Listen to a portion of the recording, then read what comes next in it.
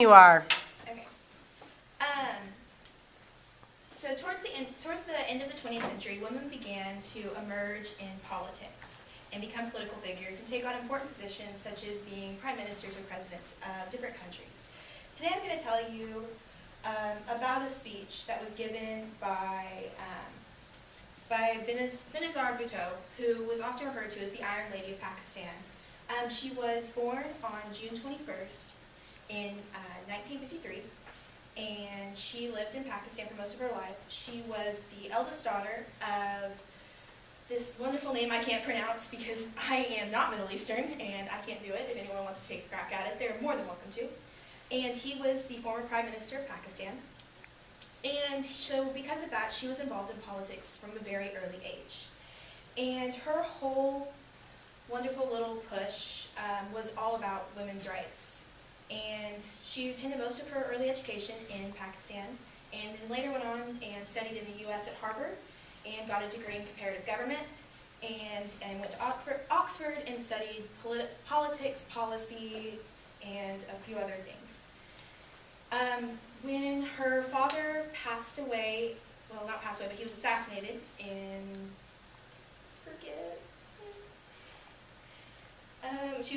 her father was assassinated in 1979, and after that she took over his political party, which is the PPP, or the Pakistan's People's Party.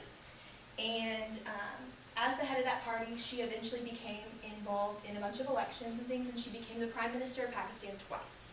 It was during one of these terms as her Prime Minister, her second term, that she gave this speech, the male domination of women speech.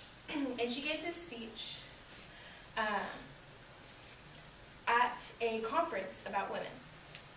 She gave this speech during her second term, and this was a little bit prior to her assassination. She was also assassinated, her father was hung, and then she was assassinated in 2007. So her whole family has a wonderful little history of not living very long, not living to their full lifespans because of the political actions they were involved in. They weren't exactly very popular. They were pro-democracy, pro-women's rights, and that wasn't a very popular thing in a lot of those Islamic countries. She gave her speech at the Fourth World Conference on Women, which was in Beijing.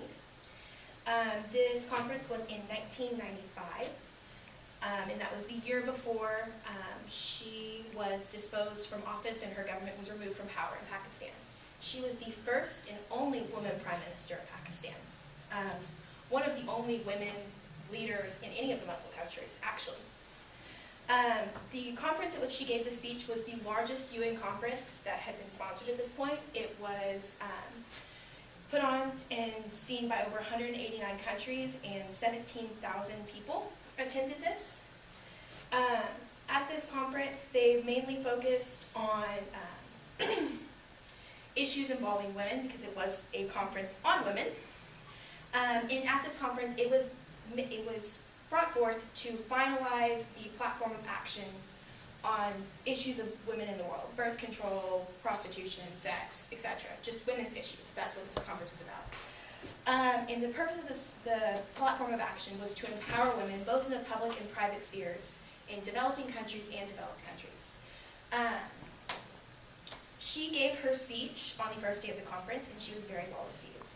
The focus of her speech was mainly two things: what is Islam, and what is its view on women, and justice, and the concept of justice. Her view on Islam is very different than the view that most people probably have of Islam. Her view on Islam is equality. Not only equality between sexes, but equality between everyone, regardless of race, gender, ethnicity, etc., etc. She goes on to claim that there is no religion on earth that in its writings and teachings is more respectful to the role of women in society than Islam. And she gives a bunch of examples of how the Prophet Muhammad married a woman that was respected and a working woman and had a bunch of role in society. The other quote I wanted to pull out from her that she talked about Islam is in her Islam, and her definition of what Islam is, it forbids injustice against people, against nations, against women. And that is a really overarching theme of her speech. She wants to fight against this injustice that's perceived against women. The other concept that she describes in her speech is justice, and what is justice. And to her, justice is political liberty, justice is economic independence, justice is social equality. To her, justice is basically having the right to determine what you want to be for yourself, what you want to do for yourself, not having to report to anyone or anything else to make your own decisions. Basically, the overarching theme of her speech is all women deserve equality. There shouldn't be a caveat to that. She didn't fight for just the rights of Muslim women or just the rights of women in Pakistan. She talked about in her speech the rights of women everywhere, the rights of the women in developing countries, and how it's the job of the people in power to empower these women and help them throw off the chains of subjugation. And yeah, that's it.